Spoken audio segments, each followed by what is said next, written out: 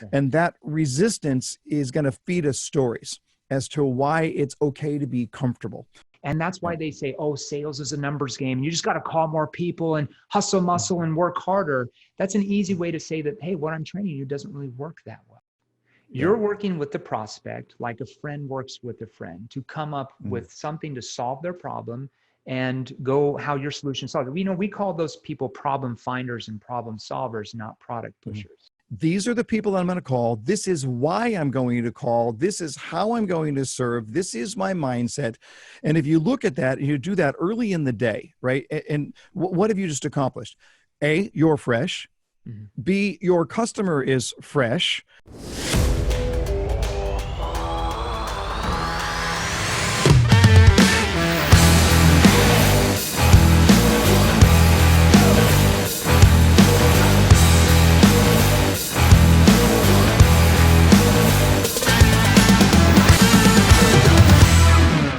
All right. So wherever you're at today, whether you're driving down the road to your next appointment, maybe you're in the gym thinking about the prospects you have on your calendar that day and how you're going to approach them. Or maybe you're about to jump into a board meeting, or heck, even right now, maybe you're about to do a Zoom call with the board to finalize a contract. Wherever you're at right now, I want you to think about this question, and I want you to think about it deeply. What does it actually take to be in the top 1% in your industry? What does it take to be a top 1% salesperson?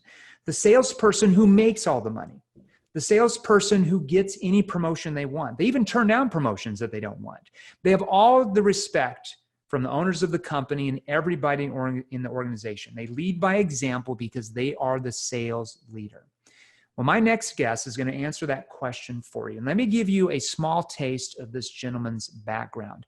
My guest today is founder and president of Shore Consulting. It's a company specialized in field-tested and proven psychology-based sales training programs. We're going to touch about that in a second. It's very important. He is a top-selling author and award-winning keynote speaker and the host of the popular sales podcast, The Buyer's Mind. I want to ask you about that in a minute. With over 30 years of real-world frontline experience, his advanced sales strategies spring from extensive research into the psychology of buying and selling. He teaches salespeople how to climb inside of the mind of the consumer to sell the way their buyers want to buy. We always talk about people today want to not be sold at and talked to. They want to be asked and understood. I love that. Using these modern game-changing techniques, his clients have generated over $30 billion, that's with a B, in sales in last year alone. He holds the prestigious Certified Speaking Professional designation from the National Speakers Association, NSA, and is a member of the NSA's exclusive $1 Million Speakers Group. As comfortable with CEOs of Fortune 500 companies as he is with a rookie salesperson, he influences, inspires around the world with his trademark brand of humor. I'm going to have to find out what that is. His empathy and his hardworking sales tactics. He lives in Northern California, Newcastle, with his wife Karen and their 17-year-old Jack Russell Terrier. That is really old for a dog. When he isn't on an airplane or in front of an audience, which he's not right now, you'll find him doting on his tribe of granddaughters, serving at his church, or getting some ice time at the local rink where he plays in a competitive hockey league. Please welcome to the show, Mr. Jeff Shore. Jeff, how are you out there? Good. Yeah, I'm doing fine. Thank you very much. It's a pleasure. And not playing as much hockey these days as I normally would like to, but still everything else having a good time. We went from award, author, speaker, trainer, all the way to ice hockey to a 17-year-old Jack Terrier Russell. I don't even know how that's possible. Yeah. So, hey, I'm excited to have you on here today. And here's the thing, I love talking about human behavior and how to use sales techniques and principles that work with human behavior, whereas most sales training we see still works against human behavior. And how do we apply that to being a top salesperson? So thanks for being on here. So here's what I want to do. I want to dive right into your story and give our listeners really a feel for your background and how you arrived at this point where you're one of the elite authorities on sales and persuasion. Can you tell us a little bit of your background and how this started for you? How did you learn all these skills? Yeah, my sales career started in real estate, and I joined at a time when the industry was booming, and I made a lot of sales, made a lot of money. I was driving a nice car and a BMW and everything, and I was all that. And then the market just tanked. I mean, it just fell off a cliff, and I almost lost my job. It was just that close because I had just been writing market factors for the very, very first time, learned how to sell. I think that there are lessons to be learned in times of adversity that you can't learn in times of prosperity. And, we wouldn't even know all the lessons we're going to get out of coronavirus, COVID-19, quarantining, all that stuff. Sure. But yeah, that's really when I learned how to sell. So I sold for many years. I was national sales director for a very, very large company. And then about a little more than 20 years ago, went out on my own. And I've just had the great privilege to work with some really, really great people, salespeople all over the world. But there was another pivot, and it took place about a little over 10 years ago when I started to look at it and say, man, every sales trainer is sounding the same and they're teaching the same tactics. And that doesn't necessarily make them bad, but they weren't challenged, in my opinion. It's like we did things because we were supposed to do them. Like we're supposed to say, what brought you out today? Don't know why I'm supposed to say that, but I'm supposed to say that. There's no data behind it that actually There's no data behind it. Totally. Yeah. And that's where I really started to look at it and say, hey, how do people want to buy? Let's start there. And if you figure out the way that people want to buy, you can reverse engineer your sales presentation and figure out how to sell them in a way that's really aligned. And that's really been my journey for the last little more than a decade. And it is so much fun because, listen, I feel like there are days when I'm scratching the surface on the way that people make purchase decisions. So there's still a lot for me to learn, but it's really fun. And for all of us, and our motto in our company is you have to stop acting like a seller and start thinking like a buyer. And it could not be more accurate. Completely mindset shift. And you said something that's very important. You talked about, in times of economic contraction, when you talked about writing the real estate trends, right. It's easy to sell, but in times of economic contraction, which we're going through right now, and we don't know where that's really going to lead us to in the next year or two, right. Every shortcoming a salesperson has in their skill level will only be magnified and will result in lost sales for them and their company. So it's so important in times of economic contraction that we really learn the right sales skills. We learn the right questions. We learn the psychology behind why people lie. And that's why I'm so glad to have you on here. Now, I was on your website earlier today, and tell us a little bit more about this new book that you've titled Follow Up and Close a Sale. I mean, closing follow-up, we've heard that over and over again, but tell us a little bit more. Why did you write this book in the first place? Yeah. So, well, listen, I think like every author, you write the book that's inside you already, right? It's, if you'd have gone on Amazon and just typed in sales follow-up, the hits were very few. There's just not anything that's been comprehensively written about the subject. So the need was there. Yeah. But what it really came down to was to ask the question, well, where is the hole, right? Not the hole in the book lineup, but the hole in having that comprehensive look at the way that I do follow up, and specifically what happens when the customer says not yet. I mean, that's where my book really sort of picks up, right? Yeah. You had a sales presentation, you gave it your best shot. The customer said not yet, and I'm not ready. Now what happens? Yeah. Because if you want to be in that top 1% that you're talking about, you're not going to blow that person off and just wait for the next person to walk through the door. There's a whole process that you can still go through with somebody that you already have a relationship with. And to the extent that you lean into that process, that's what puts you in that 1% camp. Well, I think you're right. And really the question we have to ask as salespeople is what caused them? What triggered them to say not yet? What triggered them? What did we do on our side? So many salespeople, this whole notion that buyers are liars, like, I hate that term because it takes responsibility off our shoulders as communicators and say, oh, it's their fault. They didn't have the money. They just didn't have the need. We have to stop thinking that way. If you want to be a top 1% salesperson, you have to analyze, what did I do wrong? What did I not ask? What did I say that triggered them to say not yet? How did they not have urgency to solve their problem? And why are they just staying in the status quo? What's causing that? So this is really important psychology on that. I'm glad you're into this because it's, you know, what you just described is, first of all, being honest. My coach likes to say all change begins by telling the truth. But what you just described was a fundamental attribution theory. If it went right, it was me. If it went wrong, that wasn't me. It's so easy for us to say, well, the buyer this or the buyer that, without being honest with ourselves about what we could be doing differently. And if you're not honest, nothing changes. Yeah, 100%. My background is behavioral science and human psychology, so I'm a nerd on this stuff. So you talk about the idea of resistance a lot in this book. Can you define that term for us and why it's such an important concept when you're dealing with following up with your prospect?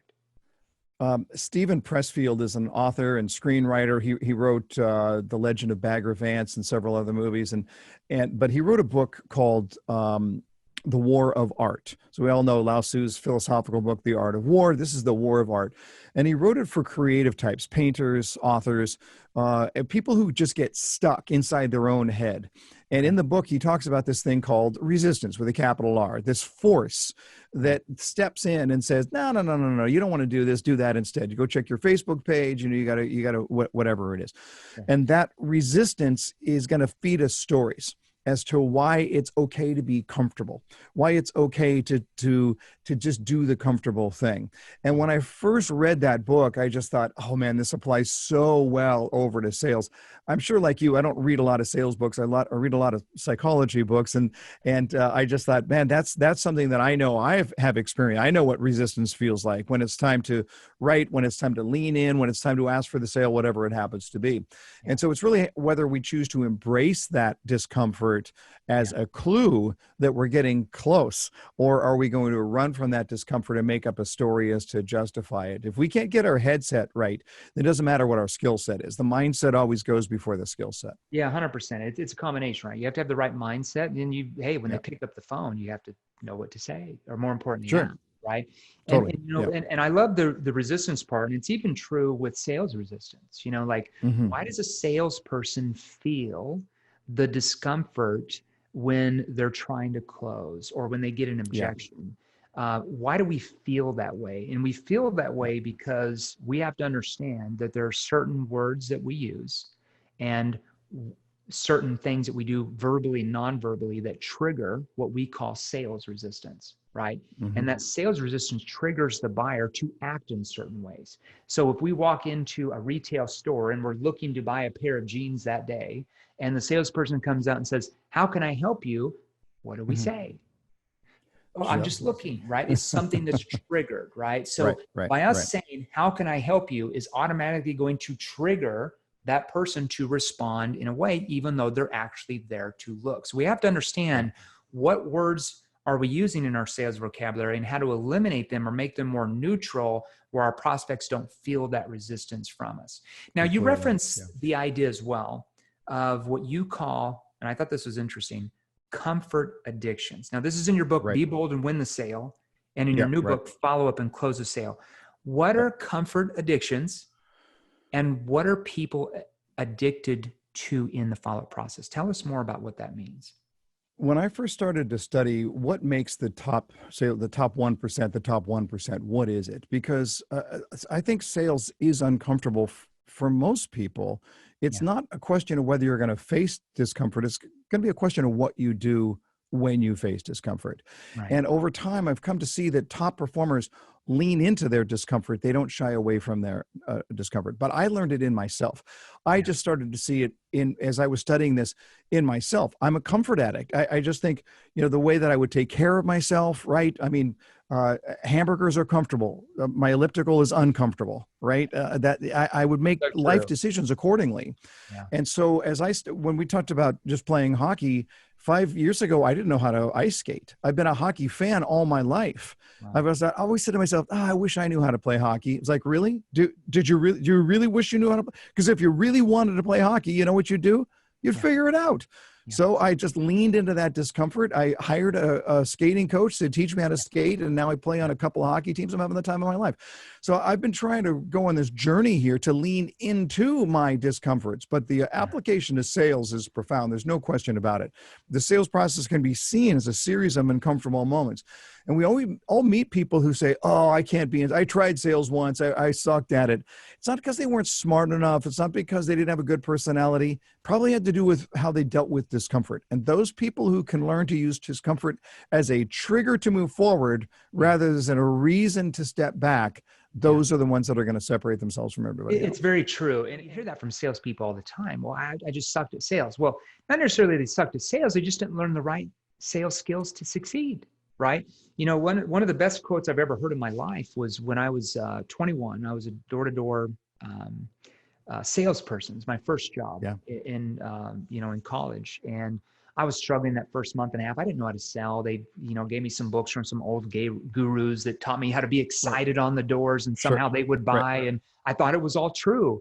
And, it caused me to be not comfortable because I didn't have the right skills. And I popped in a Tony Robbins CD one day, and he said that most people fail for the simple reason they don't learn the necessary skills to succeed. They don't learn the right skills. He goes on that everybody's taught skills. The people who fail are the ones who are not taught the right ones.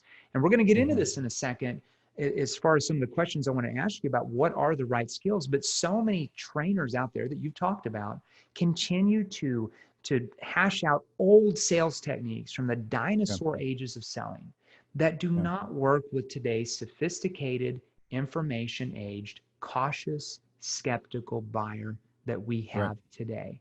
And that's why they say, oh, sales is a numbers game. You just got to call more people and hustle, muscle, and work harder. That's an easy way to say that, hey, what I'm training you doesn't really work that well.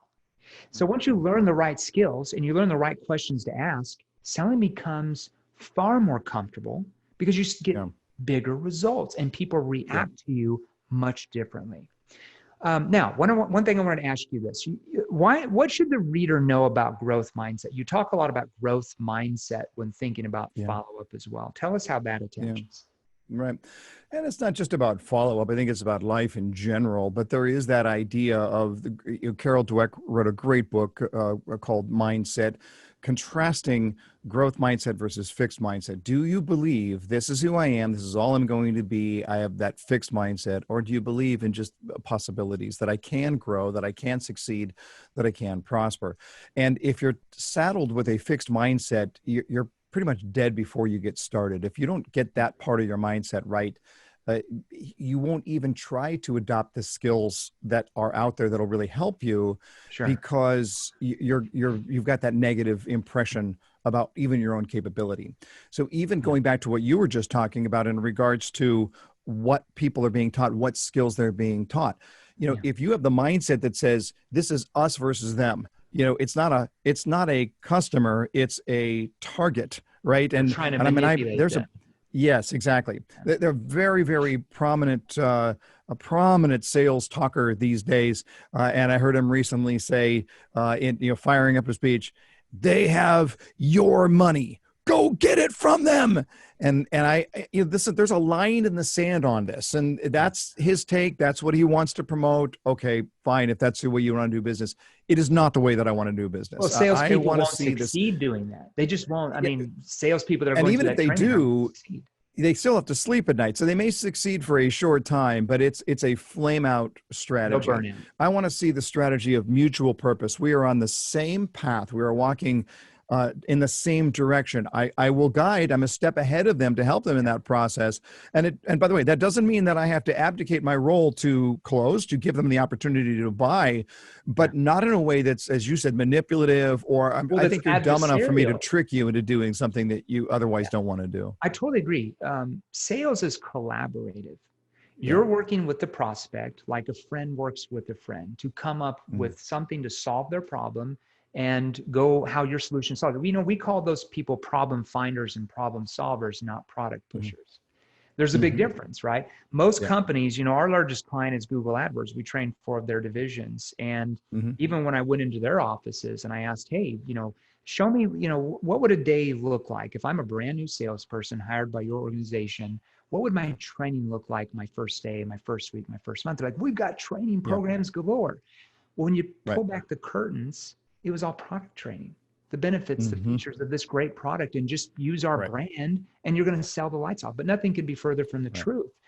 We have to become what are called problem finders, right? So we have to know, because it's not even good enough in our day and age to just be good at problem solving, because you can't solve problems if they don't buy from you. You have no opportunity to solve their problems.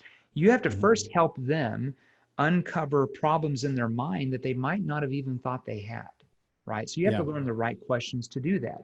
How are you going to trigger them to realize certain problems and challenges that they might not have thought they had, or maybe they knew about them, but they didn't realize how bad they were, or maybe they didn't realize the consequences if they don't do anything. And once you learn that, they start to view you as more of the authority figure, the trusted authority, as we would call them, or an advisor that's there to help them solve problems, not look at you as, like you said, the other person, they're just here to get my money. And there's a major difference in how they treat you and if they buy from you or not. It's a night and day difference. Now, one thing I wanted to talk to you about in your book as I was going through that, you've devoted one chapter about follow-up to just speed. And you call that a superpower. Right. How can speed be a superpower for a salesperson? Break that down for us. Yeah. So I identify two superpowers, speed and personalization. And when you have the combination of those two in follow-up, it's critical. But here's the premise behind speed being a superpower. You and I haven't had this conversation, but I sense you're going to agree with me on this, that people buy based on their emotion. They support it with their logic. We are emotional 100%. Creatures. We make emotional decisions.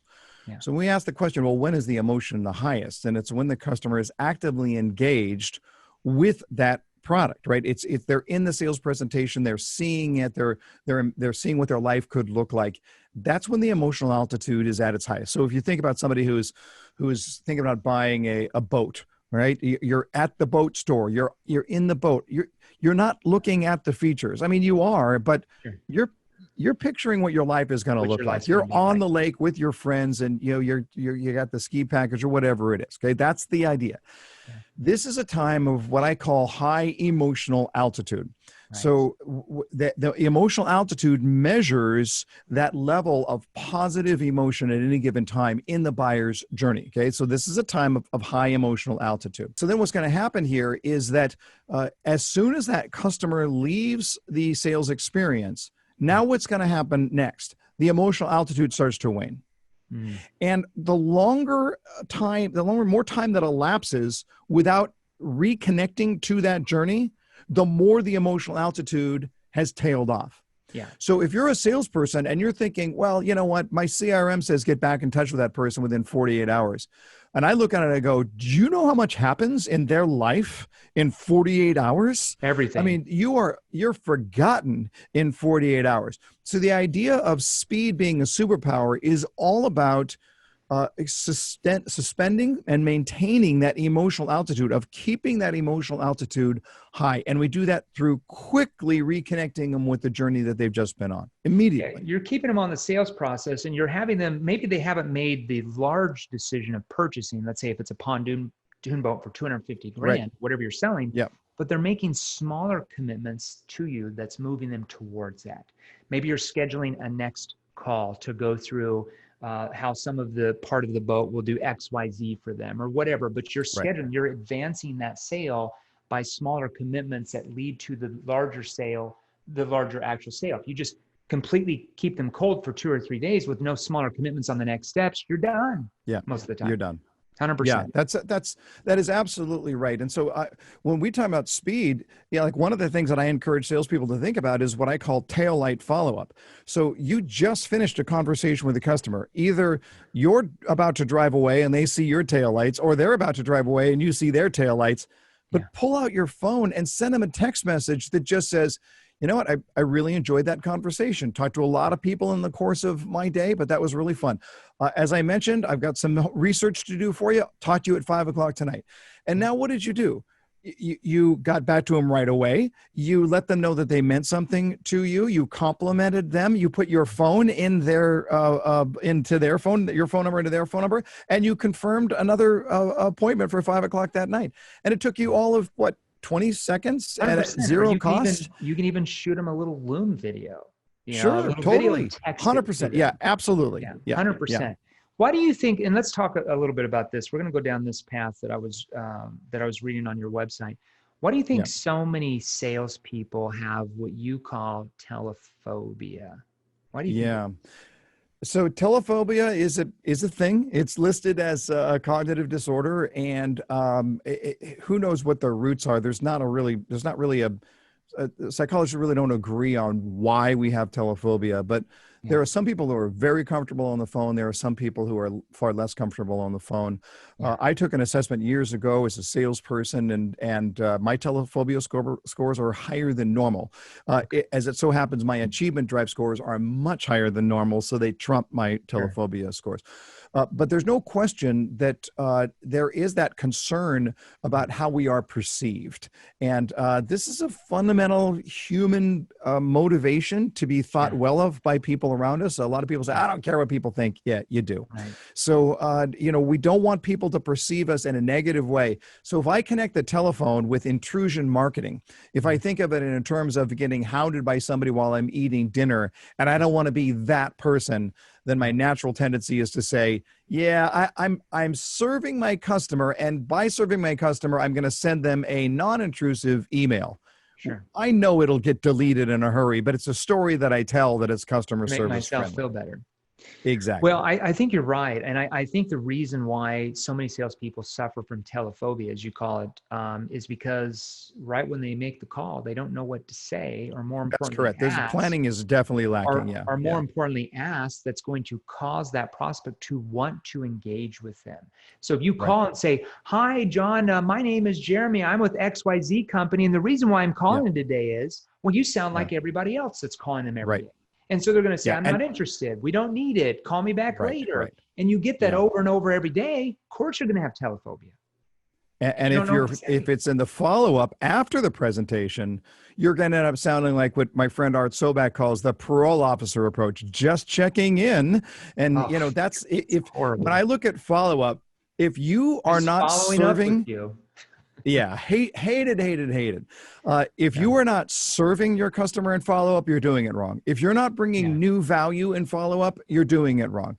Every time we follow up, there should be something new that I bring to the table that would cause my customer to say, wow, this person knows how to take good care of me even before I'm doing business with them. That's the person that I want to work with. So this is the idea: serve and serve and serve some more. Well, and 100%, we have to realize as sales professionals, that is our responsibility to help people solve their challenges and problems. Because if we can't communicate that properly and they don't purchase from us, well, they stay in the status quo and nothing ever changes for them. And that is our fault. That's our responsibility, because we don't know how to communicate that causes them to want to engage and look at us as someone who's going to solve their challenges and problems that they just told you they had.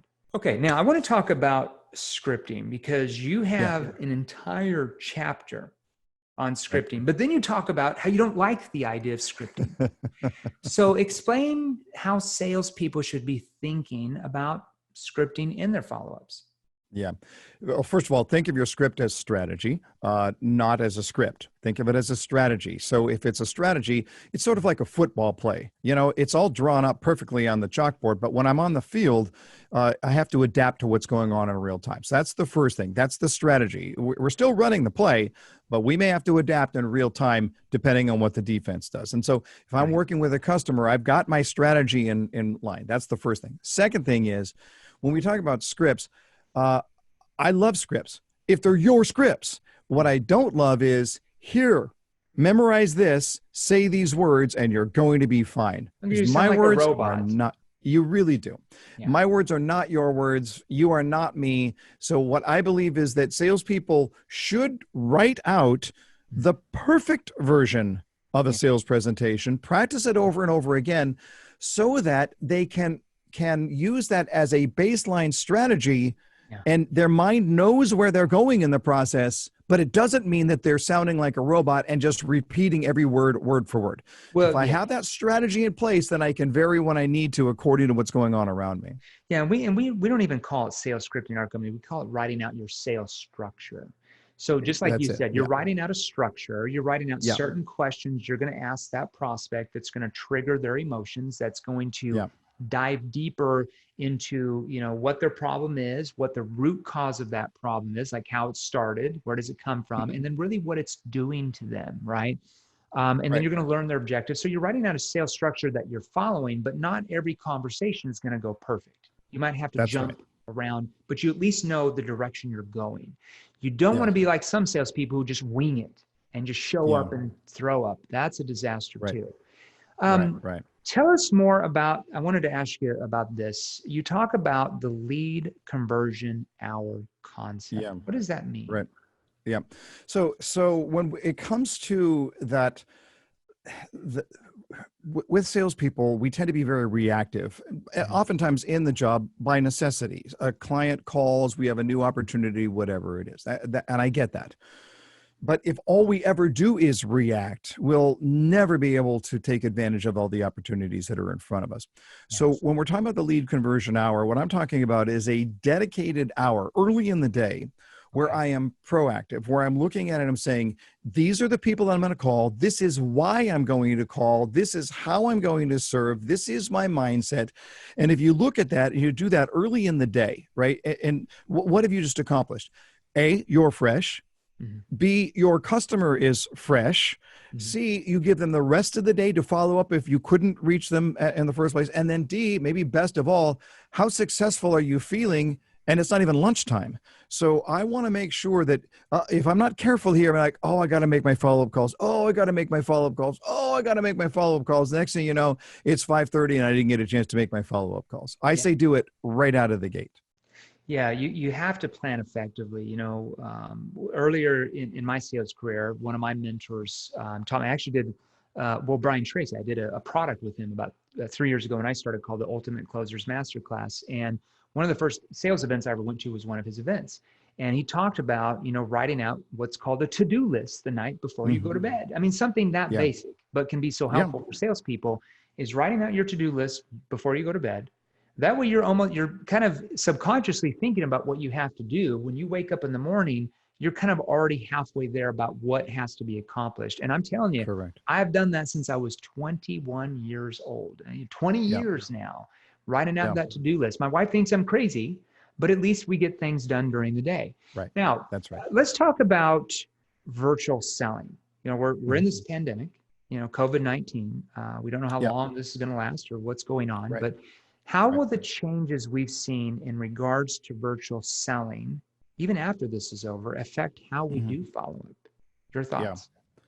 I'm excited. I'm legitimately excited about what the future of selling is going to look like in a virtual environment. Yeah. The great thing, if there's a real strong upside to what we've been through, is the way that this has changed both the mindset and the skill set of our customers. So if you go back to February of 2020, there were 10 million Zoom subscribers. Zoom had 10 million subscribers. The date that we're recording this, 300 million Zoom subscribers. That's insane. So what does it tell us there? It tells us that the entire population has figured out how to buy virtually. The number of hours that people are spending on research, the amount of time that people are buying today from sites that they had never even heard of before they went into quarantine is crazy. So what we're finding here is that buyers are far more educated and far more comfortable being on camera and doing this virtually. So I think that people have finally gotten over that issue of, I don't like how I look on camera, right? That's what we hear all the time. I don't like how I look. And I tell salespeople this all the time. That's what you look like. That's it. That you can't, it's not like you look like George Clooney in real life and Carrot Top when you're on camera. That's what you look like. And this is the idea that you got to get over your own discomfort here in order to do this right. But when you do, you can advance that sale so far. That's the challenge that I have for salespeople today. How far can you advance the sale before you meet the customer for the first time? And of course, for many industries, they'll never meet their customer face-to-face anymore. They simply won't need to. And we train a very large insurance provider that freaked out when this stuff happened, because they're like, we can't go into homes. We don't know what to do. Right. Save Yep. us. In Zoom, when they got on Zoom, over that next 60 days, their sales went up because they were able to see more people. They weren't driving 3 hours this way for one appointment and that person doesn't show up. They weren't driving over here for an hour and that person's not there. They have to reschedule. They saved so much time by just doing their calls on Zoom, their scheduled appointments, that their sales more than tripled just because of that reason. They didn't change anything. They were just seeing more people. And I think that's really going to be a shift that a lot of these companies are going to realize. We don't have to fly Jane out to Dallas to do a demo with the board and have her there for 3 days and pay for the hotel and the travel expenses. Yeah, that's right. Yeah. She could do the same demo on Zoom. Right.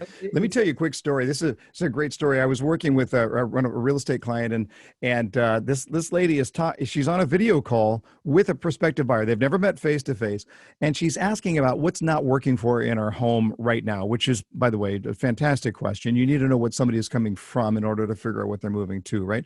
And this lady says, "Listen, I got 3 kids, and I'm trying to work from home, and I have no quiet place to do that. So I'm on a conference call. I'm in the master bedroom closet. I have a tiny little table in my master bedroom closet right now." And the salesperson, this is great, she says, "Show me." And the lady picks up her phone, walks her to her master closet, and shows her this desk, this tiny little table inside the master. "This is where I hold my conference calls. It's the only quiet place. Oh, by the way, the door has to be closed. So an hour in, I can't breathe." And the reason that I love that story so much is how well connected is this lady to this salesperson. 100%. Before she's seen a home, before they've met face to face, there is a deep connection before they can move any further. It's a great way to look at things. Sign a deal with that realtor. 100%. Yeah. Because right. as you know, most realtors would never even think of asking a question like that. Yeah. Right. They're just like, "Oh, let me show you some houses that I really love." But they don't even ask where they're coming from now and what's not working for them and why they're wanting to change. If they would have found out that she needs an office. She needs privacy. And that's going to be the home that she's going to pick, not the home that the realtor loves, but the home that they're looking for. It's a night and day difference. I love that. Yep. Hey, so Jeff, I can't thank you enough for being on here today. Do you have any final thoughts or advice for our listeners before we end the show? Well, I just, to go back to what we were just talking about and where we started, I just think that so many salespeople are consumed with what the customer is moving to. If you can figure out where the customer is coming from, that's the game changer. That's everything. Nobody's moving to anything until they're moving from something. I think we need to spend more time determining what their journey has been like in order to figure out what happens next. But I would also promise you, if you know your customer well enough, that sale will roll out right in front of you. I couldn't agree with you more. We have to understand their past history and their present situation, or where they're at now and where they've been, to understand where they really want to go. And most salespeople are only focused on their solution or their future state, whereas you have to be really focused on how they are there right now in that situation and what they want to do about it. Couldn't agree with you more. Now, where can our listeners learn more about you and your training? Yeah, it's everything at jeffshore.com. We do our 5-minute sales training free videos on Saturday morning. You can sign up there. We've got our podcast. You can look at that. Of course, you can find a copy of this is the new book, right? Follow Up and Win the Sale. Yeah. It's all there at jeffshore.com for everything. Yeah. Okay. So when you're listening here today, I want you to go to jeffshore.com. Go ahead and opt in. And you said you've got some training they can go to on Saturdays. What's that about? Yeah, every Saturday morning we put out, it's called our 5-minute sales training, fun, upbeat. Obviously, we don't go into a lot of depth, but we have a really, really good time. And so, for people who are working the weekends, it's the shot in the arm. Otherwise, it's in your inbox on Monday morning when you start your work week. But it's a lot of fun. We really enjoy putting it together. It's goofy, it's upbeat, it's fast paced. It's only 5 minutes long, but it's a nice little shot in the arm for sales professionals. I love it. So I want everybody to go to jeffshore.com. We'll have the link here for you to go, jeffshore.com, SHORE, I believe, .com. Yep. Good last name.